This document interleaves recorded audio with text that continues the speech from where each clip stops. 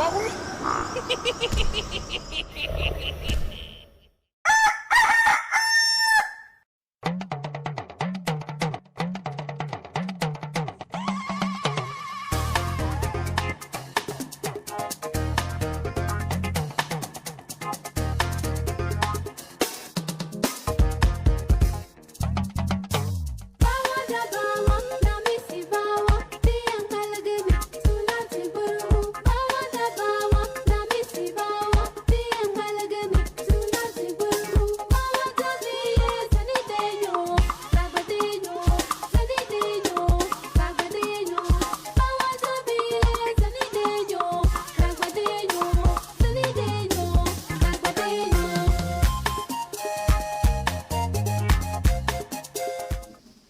The Lord is our shepherd, I shall not want. He maketh I lie down in a green pastures. Him leadeth I beside still water them. Him restoreth I soul. Him leadeth I in the path of righteousness for him name's sake.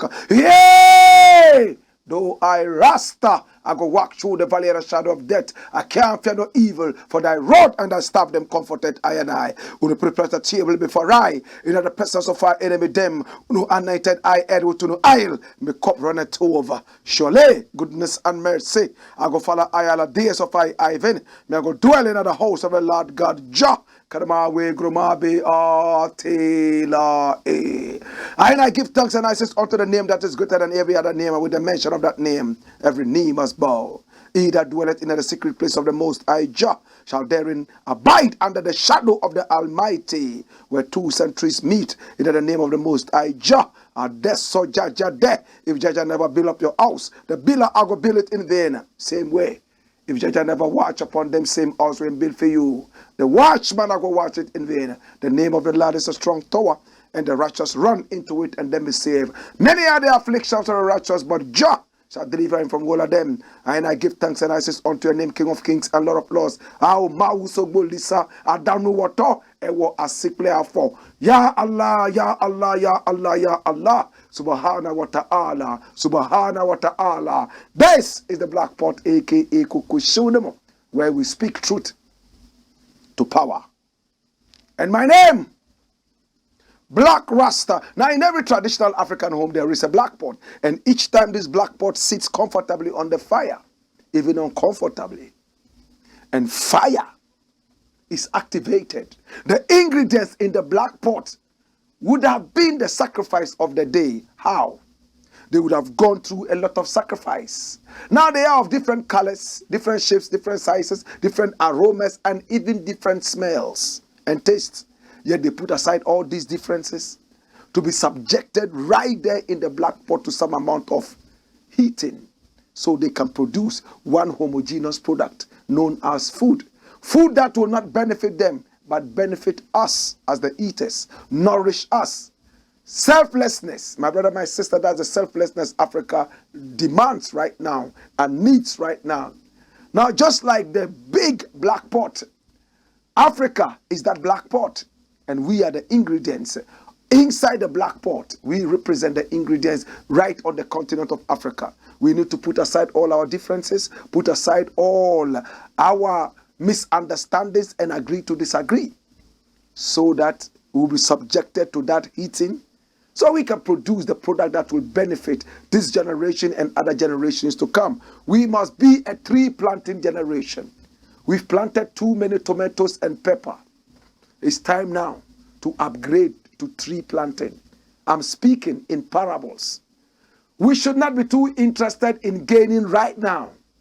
We should be interested in investing in quality lives for the next generations to come up to, just like our ancestors did. My brother, my sister, now we know that we will not live long enough to enjoy the shade of these trees that we are planting. But does it really matter? The next generation, our children, children's children, children's children's children's children will come and enjoy the fruits of our labor. Should we not be proud at that time anywhere we are? This is the Black Pot, aka Kukushonamo, where we speak truth to power. And my name, Black Rasta. We are live on Pan-African TV. We are champions of Pan-Africanism on TV. Unrelenting, vociferous, ferocious, and we are so enigmatic, full of energy and power. We are also live on Loud Silence TV. We are also live on our own TV, Black Empire TV, and live on Ghana Web TV. This is the Black Pot, aka Kukushonemo, where we speak truth to power. Remember, via satellite, we are seen all over the continent of Africa and beyond. That is why your business will do so well on this show. It's the biggest show of Pan-Africanism on TV. Pick up our numbers on the screen, call us and talk to us. Let's advertise your product. It will be seen all over the world because this is a show, one of its kind. I want to say thank you so much in this segment known as the Black Pot. We do not criticize. If we must criticize, we would only just criticize to build and not to destroy. This is the show, the Black Pot, aka Kukushonemo, where we speak truth to power. And the very first thing I want to look at today hinges on patriotism. There's one Alhaji who is doing what every Ghanaian capable should be doing. He's an Alhaji. That's him. He's doing something interesting, something that is beyond the understanding of common people. Remember, I've said it time and again in the Black Pot that the biggest problem of Africa is the mindset. As soon as we are able to rewire our minds and realign our thinking, unlearn some things and learn new things, my brother, my sister, Africa will continue to be in the doldrums if this does not happen. Listen, once we do that, individuals will come out and do things for themselves without waiting for the government. There are some places in my area, if you go to my village, when the light is off, they are waiting for the government to come and buy them bulbs in their own houses. When there's a pothole, instead of stitching it now to save 9, no sir, they are waiting for the government to come and do the work. Yet they don't pay taxes. This is crazy. Now, if we are able to deal with the mindset, my brother, my sister, we will develop that culture of maintenance. We have schools, we have roads, we have hospitals, yet they are not being maintained. Every time we want something new, what kind of a people are we? We never go out there, this is broken, can we fix it before 10 more breaks come in? No. Everybody is looking for the government. We litter the streets because we believe that somebody has been paid to come and clean the street. So if we don't litter, the person would have no job. What kind of a mindset is that? Well, Alhaji has decided to teach us something. And what is the story like? Watch it. Alhaji builds road for free. What road is that?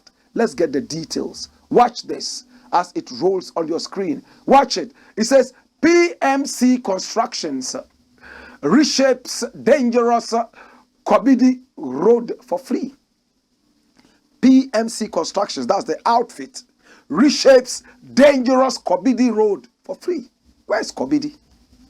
Watch it. It says commuters and drivers who ply the Sunyani Techiman Wenchi Highway are now breathing a sigh of relief as the portions of the highway which became a nightmare to them have been fixed for free movement of vehicles on the road. Now, the fixing of the Kobidi portion of the road is regularly financed. In fact, singularly, that's the word. The fixing of the Kobidi portion of the road is singularly financed by the Chief Executive Officer of Progressive Modern Construction Limited, PMC, Alhaji Abdallah Ahmed Banda, popularly known as Alhaji PMC, as a Christmas gift for the Bono region. A report by Kwabena Abisa for commuters and drivers who use the Kotokron Chira stretch of the Sunyani Techimanwechi Highway. Their greatest nightmare was how to drive past Kobidi. The Kobidi portion became a terrible area due to its very deplorable state as a result of years of neglect. The situation resulted in accidents and frequent breakdown of vehicles, particularly heavy-duty trucks transporting goods from the Bono region to the Bono East region and beyond. But now, this has become a thing of the past because a road contractor, the chief executive officer of the PMC Construction Limited, Alhaji Abdullah Ahmed Abdullah, popularly called Alhaji PMC, has put in good shape the portions of the Sunyani Kobidi Stretch from his own resources. That's the portion I was waiting for. From his own resources to ensure the free flow of traffic and safety of motorists. My brother, my sister, this is interesting. And the man says, if you read the story, he says that he did it for free. Now let us look at how the road looked before it was fixed. And when you look at the road, watch it. What kind of a road is this? Does it not look like a river? Just watch it. Why will trucks not break down? And look at the road, my brother, my sister. Look at it. Look at it, my brother, my sister. Anytime it rained, it was so deplorable, so terrible, and so bad. Heavy-duty trucks broken down. But look at the free flow that would happen once this road is fixed. Watch this. Look at it. Every day you have to go to the mechanic shop.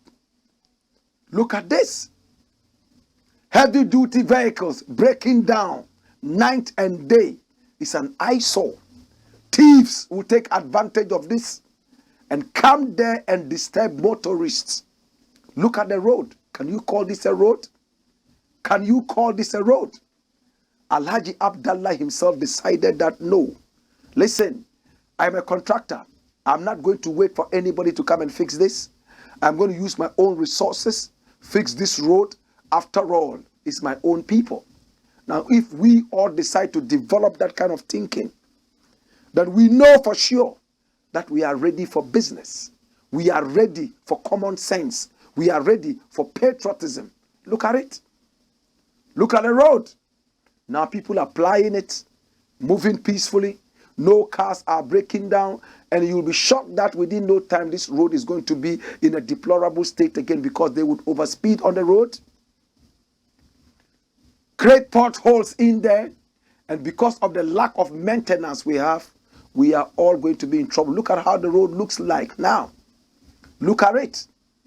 Yes, it's not been asphalted yet, but you can see the free movement of cars. What Alhaji has done, he's brought in gravel and he's been able to fix this road at least for now. Will the government take advantage of this and just put some asphalt on it? In fact, to be able to deal with a road like this, you need a lot of resources. It's not easy to even come out and just pour gravel on this. The work that will go into this will not be easy at all. We want to say thank you to Alhaji Abdullah. You have done so well. We want to say, as we always say in Ghana, may posterity bless you so that many more Ghanaians will follow suit and do this. We don't have to wait for government to come and do things for us that we can do.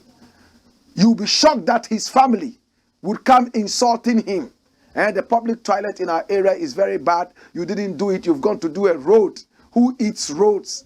But they do not know that before the food comes to them, he has to go through the road. They do not know that the way the road is bad, they could be involved in accidents. Their children could die on the street, which would be a bigger sacrifice than that toilet in the public space that they are expecting him to come and fix. My brother, my sister, to Alhaji, we appreciate you and we love you. We look forward to seeing more Ghanaians do this, more patriotic people doing this. I love philanthropists. You don't have to have too much before you can give. The little you have, if you are touched by a certain situation, you don't need to have a bumper harvest before you give out. Now, if you wait until you have a bumper harvest and give out the excess, you have done nothing. You give it out because you feel that this is the most important time to do that. Think about it. Salute Alhaji Abdullah. Love and respect every time. Dash it with the next thing.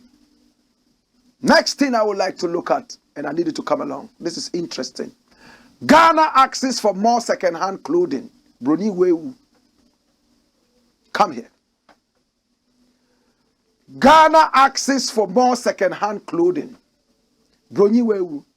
In fact, we have clothing coming all the way from America, some coming from England. Recently, we even started receiving Bronyiwewu from China. Many have said that this could give us diseases because even panties are coming in from China, from America. We do not know who used them. We are told that they are fumigated before they come in here, but there are some viruses that will never die even if they were put in hell. And we wear them. All kinds of clothing come in, socks. People buy those. In fact, if we could even buy used condoms, I'm sure Africans would go out there and buy used condoms in Bronyiwewu. I don't know what our problem is. And this kind of thing is disturbing the environment. We have a lot of this that come in. They are nothing but junk. Nobody wants to wear them. And a lot of them end up in the sea. Recently, there was a BBC report that showed how some of these things end up in the sea, strangulating fishes and other aquatic animals, destroying our land. Yet we keep importing this time after time, and they keep coming. But there is a group that thinks that it's a good thing to use second-hand clothing. Even though for some time now, Ghana has been thinking about putting a stop to the importation of used clothing. Watch it. Watch it. And this is from BBC. Ghana's vintage enthusiasts give new life to Western clothing waste. Look at the headline again. It's interesting. Ghana's vintage enthusiasts give new life to Western clothing waste. And it says, as the sun sets on a courtyard of shipping containers in Ghana's capital, Accra, young men and women in Pink Floyd, Grateful Dread, and tie-dye tees, I think they wanted to say tie and dye tees, battered over army surplus jackets and Adidas sneakers, while live DJ spun Afrobeat classics. Well, it's giving you, the scenario. And it continues. It said the vintage gala, as 23-year-old founders Prince Quist and James Adam Dodati dubbed it, brought together a movement of young vintage enthusiasts pushing back against the global fast fashion industry by encouraging their peers to stop secondhand, to shop secondhand. Yes, watch it. To shop secondhand. So I'm going to take that paragraph again. The vintage gala, as 23-year-old founders Prince Quist and James Adam Dodate dubbed it, brought together a movement of young vintage enthusiasts pushing back against the global fast fashion industry by encouraging their peers to shop secondhand. It means they're encouraging people to shop secondhand. Why? If you wear clothes that were made back in the day, you are helping the environment by not using the raw materials and other things needed to make new ones. Quist said, seated in front of the booth for his and Date's online shop, TT Vintage Store. The idea is just to inspire everybody to thrift vintage, because second-hand goods aren't second-class stuff that they added. Shopping vintage makes recycling even better. Dash it away. And come. My brother, what the young gentlemen are saying right here in Accra is very simple. They are encouraging people to stop buying new clothing because this is a fast fashion industry that people cannot even cope with. The speed is too much. Every day something new is on the market. And to produce those things, you need raw materials. If they are cotton products, you need cotton. From what? Trees. If they are silk products, you need silk fiber. Silk yarn from worms. You have to kill worms in order to get that. If it's some other product, you still need raw materials. And the production of this clothing also hurts the environment. Smoke is thrown up into the atmosphere. The ozone layer is depleted. At the same time, other poisonous gases and fumes and smokes come out, and vapors. And when people inhale this, they are at a danger of death, sickness, etc. So what the young gentlemen are saying is simple. Let us continue to go for the so-called second-hand clothing. And when we go for them, we would have saved our environment and saved ourselves some money even. We would have protected the future. It makes sense at a go, isn't it? Now watch this. When you go to America, they have the thrift shops. The thrift shops. I've been to some of them, bought some shoes and some other things for friends and for myself. Now when you go in there, used clothing are put out there. Sometimes they are not even used at all. People don't like them. What in Ghana you call store reject. So you go in there, pick up the things that you want, check up the prices and pay and leave. In those shops, they are fairly new. Of course, there are some that are old, but they are in the minority. And people go buy them. White people go in there, get them. Chinese people go in there and get them. Some very rich people go in there and buy them. It's not because they are poor. It's all because they are thinking about saving the environment. I've already told you what it means to buy new clothing every time.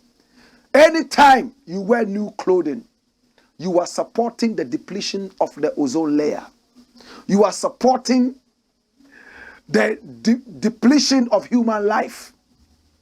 You are supporting the degradation of the environment. How? Cotton. Do you know how much water and energy in terms of labor it takes to have just an ounce of cotton? It's a lot. You get all that to produce clothing, silk, and so on and so on. Polythene, and the rest. People use all these for clothing. The industry is big. People have an insatiable appetite for fashion. So every day there's something new. The clothes industry is booming. But we forget that we are killing ourselves every time we produce these fashion ends. So people would prefer that to slow down the industry, they would go for what? Second-hand clothing. No matter how rich they are. That is why you see rich people go in there and get some clothing that they wear. Now somebody would ask, are there any health hazards? Of course, yes.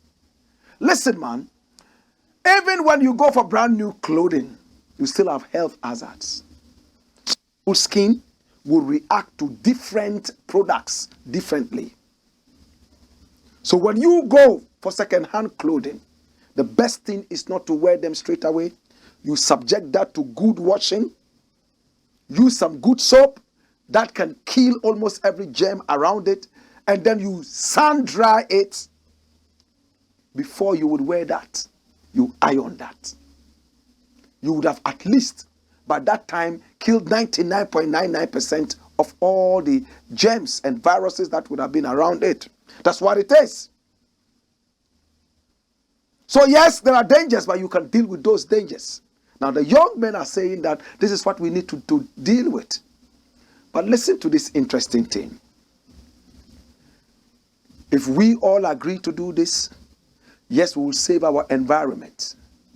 But all those products are going to be coming from outside our country. They will now decide for us our fashion style. Do we get it? Listen. When we agree that we'll go for second-hand clothing, danger number one, all the second-hand clothing, 99% of all that will be coming from those countries in the West. 2, they will decide for us our fashion sense. I'm yet to go into any second-hand shop and find this thing that I'm wearing there. Can I find a turban? Can I find this? Can I find that? African clothing? No, sir. We are all going to be dressed like Americans and British and Chinese. They will give to us what they use. Remember, they did not put it out for sale because that's exactly what we want. But it's what they have used and they don't want. So they are giving those out for sale. So they did not look at you before purchasing them. They looked at themselves, purchased this, and when they finished using it, they decided to put that out. Whoever wants to get it can go get it. Our fashion sense will be very, very much changed. Can we still dress as Africans? Yes, it makes sense to say you go for second hand, but watch your culture. Because culture also includes the fashion. It includes what you wear.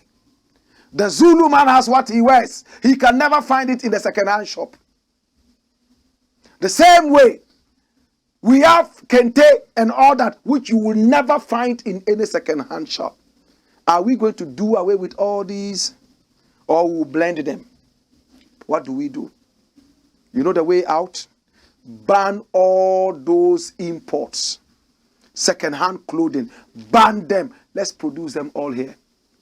So we can have our own second-hand shops here. If you can't ban them, limit them. Does it make sense? Let us encourage our textile industry.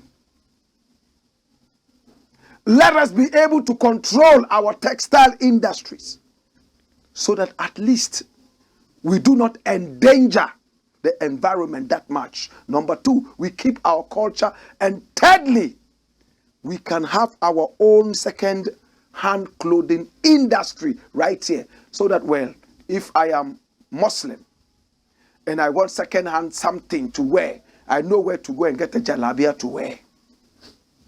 If I'm Christian, I am Hindu. Because we have Hindus and Christians here that have also given up their things for second-hand use, I can find almost everything. Or else, we stand a big danger of disturbing our culture, and at the same time, they will decide for us our fashion sense.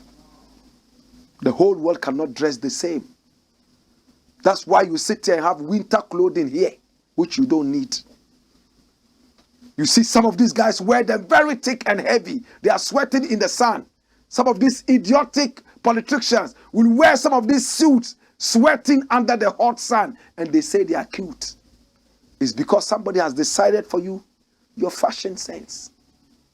We look down on our own way of dressing, all because the white man who senses second-hand things to you does not wear them. And they are cheaper, so you go after them to make it look like, yes, you are hot, yet you are not. My brethren, it's a good thing. Thrift shops are good, but let us be careful. The dangers are also there. When we return, we shall talk some more. I have a quote for you, and it's all about these second-hand shops. Hey! Wayo!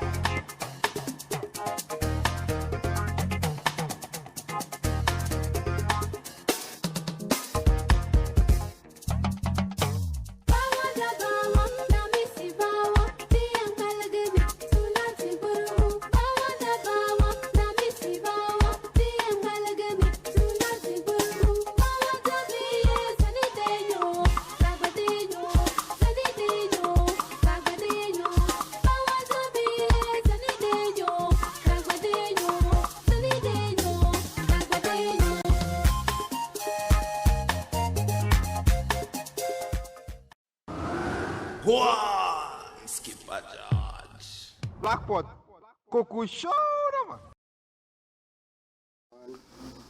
This is the Black Pot, aka Kukushonomo, and this is where we speak truth to power. We normally would not criticize, but if we must criticize, we'll do it on one condition: to build and not to destroy. Next thing I would like to look at. Watch it, it's rolling on your screen. Come! Ugandan coffee, a case of vaginal dryness. Wow. This is so heavy, isn't it? In Uganda, they've been able to start a very powerful coffee business. Ugandan coffee is seriously competing with Ethiopian coffee. Now they say the best coffee in Africa is from Ethiopia. The Ivory Coast came in with so much strength and produced so much coffee that the whole world started looking up to the Ivory Coast for coffee. Today, Uganda is also in the melee. Look at the coffee beans. The first photo you saw, that's when it's freshly harvested. That's it. And when it's done and it's processed, as in terms of, heating it and all that, this is what you get finally. And this one gives you some good aroma. When you drink it, it can cure some diseases, and it can also be used as a beverage. Some people like it. It's very addictive because it contains caffeine. But if you use it in moderation, it will just be a nice beverage for you. And coffee is one of the best beverages and the most loved in the world. No two ways about that, apart from tea, probably. Now in Uganda, some women are complaining that they are in trouble when they drink Ugandan coffee. How did this come into being? It came out that, hey, in Uganda, listen, they don't use their own coffee. When they produce the coffee, they ship everything out and sell. The indigenous of Uganda do not drink their own coffee. Why? And some women came out and said, our husbands complained that recently our tea is becoming too dry. They were bold to say it. It gives them vaginal dryness. Wow. Wow. Is this a propaganda to be able to silence the coffee industry in Africa, beginning with Uganda? Or truly, coffee causes vaginal dryness? Where are the scientists? Now, when they realize that an industry is booming, they have a way of planting cockroaches to badmouth whatever it is and draw the attention of the whole world away from that product. Do you think that is what is happening in Uganda? Well, let us read that story. This is from Reuters. No, it's coming from World Crunch. And it says, why Uganda doesn't drink its own coffee. In Uganda, people grow coffee to export, but rarely consume it themselves. Now, a push to dispel myths about the beverage and introduce new ways to use the beans is changing that. Good. Times are many. Yeah, there are many reasons Ugandans give for not drinking coffee. Olivia Masoke heard it causes vaginal dryness. When she was breastfeeding the children, people also told her it will dry up her breast milk. Come. Did you hear that? Olivia says it causes vaginal dryness and it dries up the milk in the breast. Serious.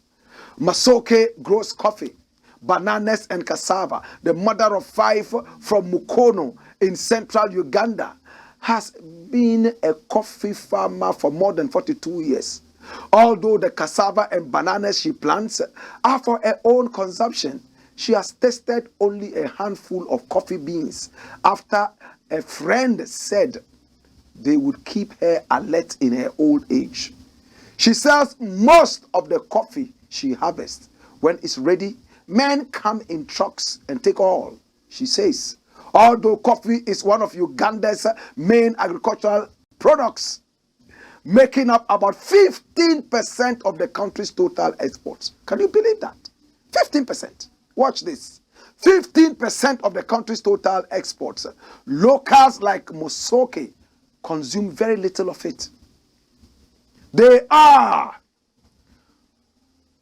running away from their own coffee. My brother, my sister, they don't want it. But coffee is a cash crop, isn't it? Solomon Kaperi, a coffee farmer from Kamuli in eastern Uganda, says he has always thought of coffee as a cash crop. When he was younger, his grandfather had 10 acres of coffee plantation, but he does not remember ever drinking it because a cash crop is to bring money, so it's not for eating or drinking. The public and private sectors in Uganda are working to dispel myths by raising awareness and diversifying coffee products. In the process, they are broadening the market and increasing local consumption. Uganda's coffee owes its genesis to Malawi and the Ethiopian highlands. It was introduced in 1900, and that was the same year Ya Asantua was taken all the way from this beautiful country down called Ghana to the Seychelles Island. Yes, 1900, to provide the British colonial government with revenue. For this reason, some Ugandans associate coffee with forced colonial labor. Hence the name Kiboko. Kiboko means to whip. In Nigeria, they call it Kaboko. In Uganda, it's Kiboko, very close, which means to whip. Even that cane, slave cane, is called Kaboko in Nigeria. They use that in the Arabic schools, the Makaranta, all over Africa. Some people call it Ponkokote. That means the male sex organ of a horse. Ponkokote here in Ghana, which means to whip or to cane in Kiswahili, says Daniel Kariwije, export trade specialist and green forest safaris and export. Now the interesting thing I want to show you here is this. Is this thing that I want to show you. Watch it. It says, grown to be exported. Since its introduction, production has grown. In 1925, coffee accounted for only 1% of the country's exports. But by 1958, it had become the country's chief export crop, overtaking cotton. Hi. After 55 years. Yes, in 1958, that's after 58 years, it had overtaken cotton. In the 1970s, during Idi Amin's regime, which was characterized by civil strife, the industry experienced setbacks and coffee production increased almost by half. No, decreased almost by half between 1972 and 1977. And brother, my sister, but I want to show you something. Look in the first paragraph, the last 4 lines there. In 2020, it exported 26% of the continent's coffee and 1.75% of the world's coffee. An amount worth how much? What's the money? $539 million US, according to the Observatory of Economic Complexity, an online visualization platform under the Massachusetts Institute of Technology. Yet, what is the percentage of coffee used in Uganda is up next page. See it.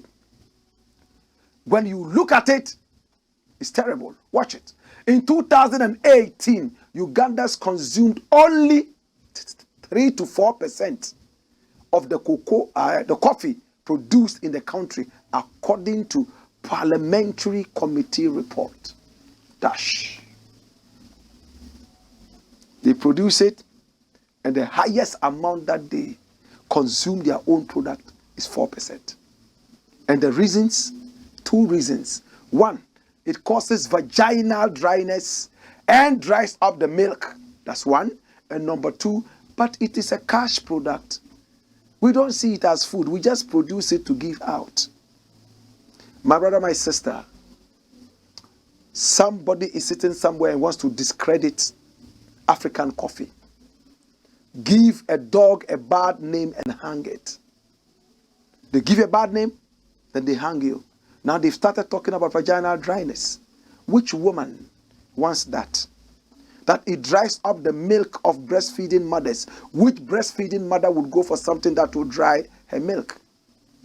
Which husband would even provide for his wife these things that will dry her vagina and at the same time dry her breast milk? No husband will do that. And with Africans, we are so good at spreading misinformation. Before we realize, it's in Malawi. From Malawi, it goes to Ethiopia. Then it starts spreading all over West Africa, down, down, down, down. And nobody wants to use coffee again. So you are now becoming coffee bulls for the West. Just like cocoa has been produced in this country over the years to feed the Western factories. We don't make chocolates. They would also farm the coffee and ship everything out to the West, and the West can now control the price of coffee. The West knows that you don't use your own coffee. So if you bring your coffee out, they say we don't want it. What do? You reduce the price. No, I want this price. Said no, we don't want it, because they know that you believe that it causes vaginal dryness. They know that you know and believe that it causes breast milk to dry. They know that you believe that coffee is a cash product. For them, you have no use for that. So they will give you peanuts and take your coffee. Think about it, Africa. Coffee does not cause any of these things. Somebody sitting somewhere pushing this agenda. For all you know, let the scientists of Uganda sit on the coffee, check it out. You might find that it even contains some properties that are more powerful that the world is looking for. I wouldn't be shocked if Ugandan coffee can even heal HIV/AIDS. I will not be shocked if Ghana cocoa can heal erectile dysfunction. But even if it would, you sell everything to them and they benefit and give you money. Can the money heal your erectile dysfunction? Can the money heal your HIV/AIDS? Eat what you grow and grow what you eat, and you will run away from these dangers. This is the Blakk Pot, aka Kukushonomo, where we speak truth to power. When we return, more fire. Hey!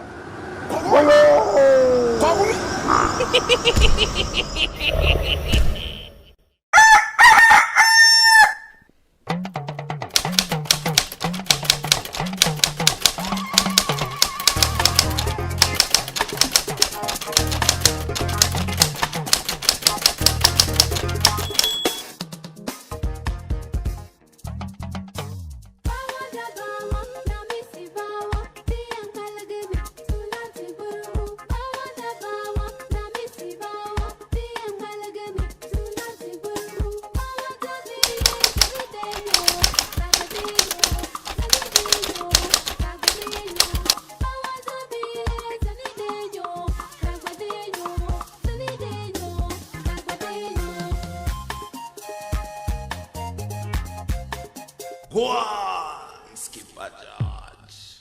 Blakk Pot, Cuckoo Show, man. This is the Blakk Pot, aka Kukushonomo, where we speak truth to power. Come! So Mozambique is the most irreligious country in Africa. 20% of the population of Mozambique does not believe in religion. Ghana is also coming up, but it's Mozambique, South Africa, topping the list. They don't believe in religion. And generally, countries that do not believe in religion, they prosper. The poorest countries in the world are the most religious. Somalia, some other such places. Generally. My brother, my sister, this is the Blakk Pot, aka Kukushonomo, where we speak truth to power. And my name, Blakk RASTA.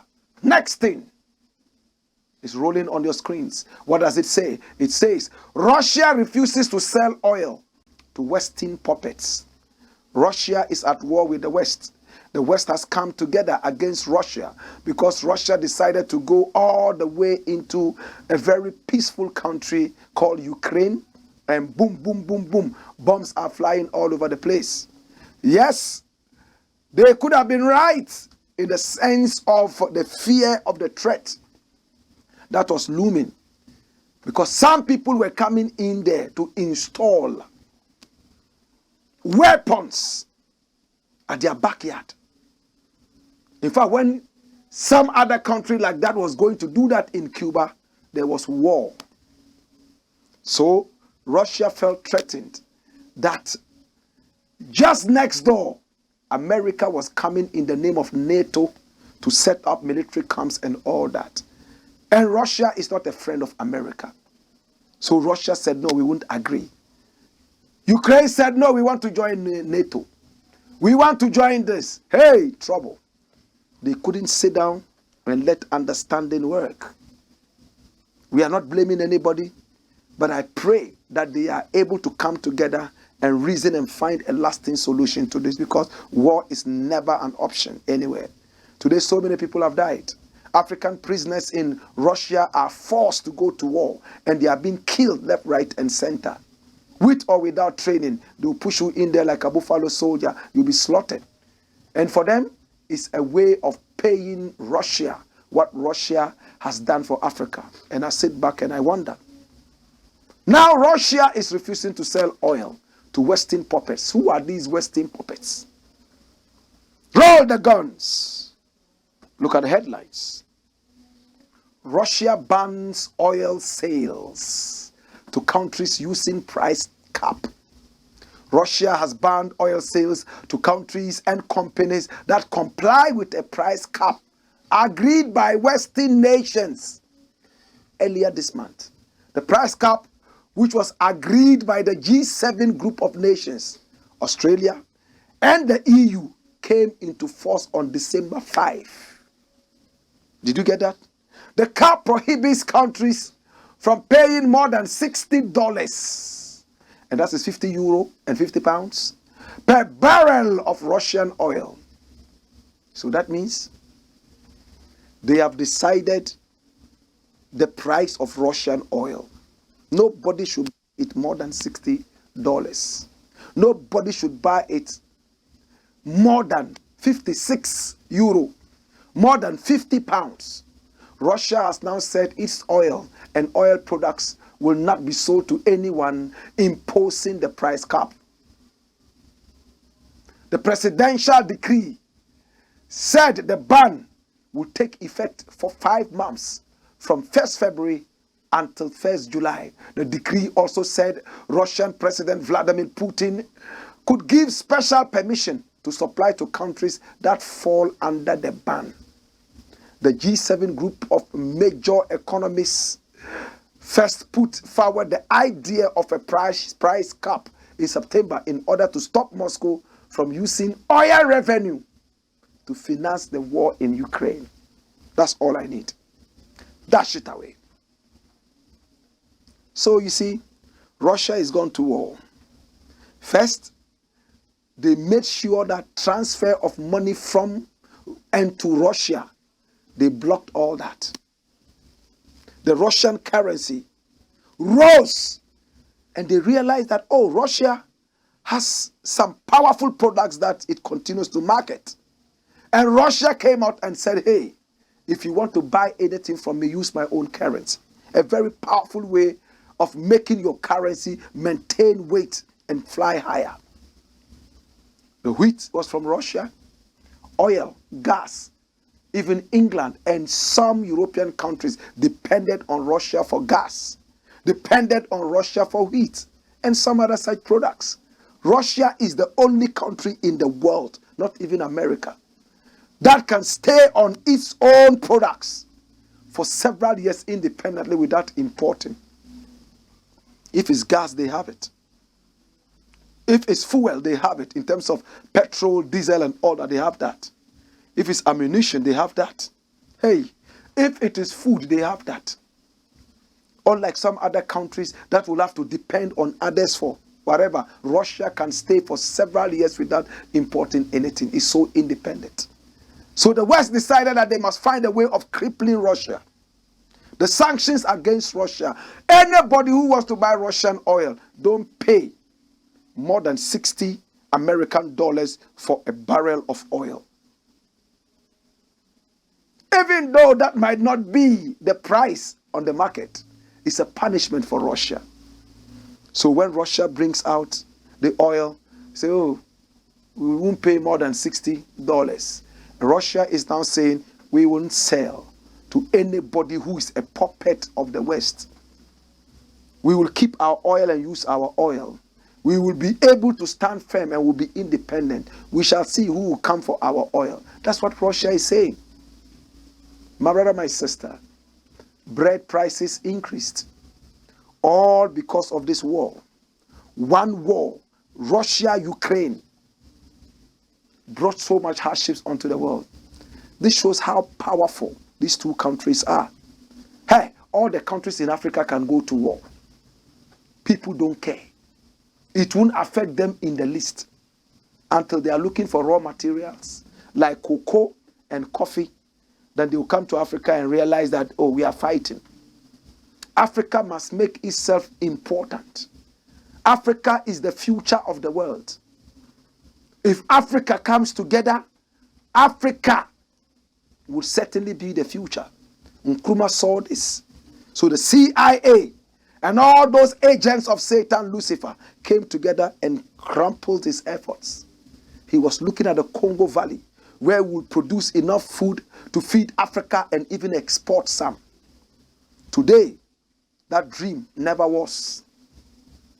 Today, as we sit down and watch, Russia has been able to stand firm, keep its food, feed its people. Russia can go to war for only God knows how long. They will not import a grain from America. Right now, sanctions against Russia would affect Russia because now they are buying your oil at a low price. But Russia says, hey, we won't sell. Soon what is going to happen? Fuel prices escalating. Shortage of fuel like it happened in Nigeria a couple of days ago. This is the Black Pot, aka Kukushono. We pray that the two brothers, Ukraine and Russia, would sit back, think about this, and realize that war is not an option. This is the Black Pot, aka Kukushono. Dash it away and bring me the last one. Now the last thing I want to look at, and we're going to spend just a few minutes to deal with this. Fake Jesus here again in Africa. Now when you walk on the streets of Ghana, there are people selling the photos of actors who they claim is Jesus. These are some of the actors. The guy up there, that's him here. The guy up there on the right, that's him here. They just made him up and gave him a wig. And he wore it and they gave him a cloak. And he acted in some Jesus film. And Africans see this. And then they worship it. Day in and day out. The guys you are worshiping are those up there. The white guys up there, they are the same people down there. So the guy up, left, down, directly, that's him. They are just actors. Yet on the streets of Accra, people are carrying these so-called Jesus photographs, and when they come to you and you don't buy, they look at you as some heathen. You go to hell. I've come to sell you the photo of the Savior, and you are driving me away. You are selling me photos of those white guys up there. Recently, when Obinim realized that the images he had in his church were the photos of actors, what did he say? He pulled down all those photos and said it was better to put his own pictures there. When you go to the church of synagogue, when you go to the synagogue in Nigeria, TB Joshua's church, Prophet TB Joshua's church, he has images, these ones, statues, and they've written there boldly, do not pray here. Because he knew that people would come and sit down there and worship these images, claiming that they are worshiping the Savior. My brother, my sister, Africans are the only people who see these pictures as pictures of Jesus. When you go to America, the most stupid American will not have that photo in his room and worship it as Jesus. Because they are told, right from the beginning of their socialization, they are told that no, these are actors, they know, they read. Let me come out, this picture, let me set fire on it. Right there at La Paz, they will lynch me. Let me take this photo. Let me take it to Kejetia Market and set fire on it. They will lynch me that I have burnt the photo of the Savior. It's the same way with Islam. They also have pictures of their sheikhs that some people are virtually worshipping.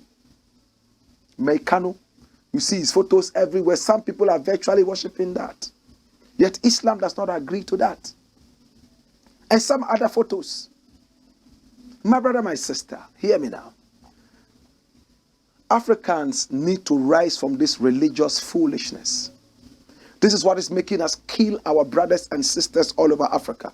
Look what is happening in Nigeria. Boko Haram is killing us because we don't belong to their religion. The West and some other such agents would also use them to dismantle the unity of Africa. Why? Some people will never leave their houses without kissing the photographs of these actors called Jesus. Why? What is happening to us? Well, look at the headline. And this is from Ghana Web. What does it say? Do not revere any image purported to be that of Jesus Christ. And this one is written by Philip Afetikoto. I'm going to read the first 2 paragraphs and I'm done. Roll it. Worldwide and over many years to date, several images of pictures have been identified and duly used as the sacred image of Jesus Christ, the Son of the living God. Surprisingly, these Jesus pictures have been used by individual Christians as well as churches and other Christian groupings. Even in schools and in textbooks, learners have been convinced, or should I say, they have been deceived to believe that a certain image was that of Jesus Christ. Dash. My little girl came from school and brought me this picture. He said, "Who is this?" And I honestly didn't know what to say. The real thing is that this is not Jesus Christ. But this is what you are told in school is Jesus Christ. When she goes to write her examination and says, "My father said this is not Jesus Christ," she's going to fail. And she was too young to understand that, listen, this is not Jesus Christ, but the world wants you to understand is Jesus Christ, but don't look at it like that. We need a lot of socializing. We need a lot of information. I wonder why the churches have failed all this while to let their members understand that these are pictures of nothing but actors. The other day, an actor came from America and went to one of these countries, Uganda, one of these East African countries, wearing white, a white, in fact, cloak. He was there to act these Jesus films. And then all of a sudden, people started running after him with goats and sheep, that they were coming to give their tithes to Jesus Christ. He had come. People were following him with goats and sheep. Why are we so ignorant? Why do we let people laugh at us like that? And the churches have failed. They are unable to teach people reality. They teach them about the pie in the sky, the cow jumping over the full moon, and the dish that is running away with a spoon. To God be the glory. I love you. I love you. I love you. Your church is your own body. Create an image of Jesus in your mind. Worship that image in your mind, not the image of actors. Blakk RASTA is the name of the program. Taxi. Pick up yourself, taxi driver. This is the Blakk Port, aka Kukushonimo, where we speak truth to power. Hey!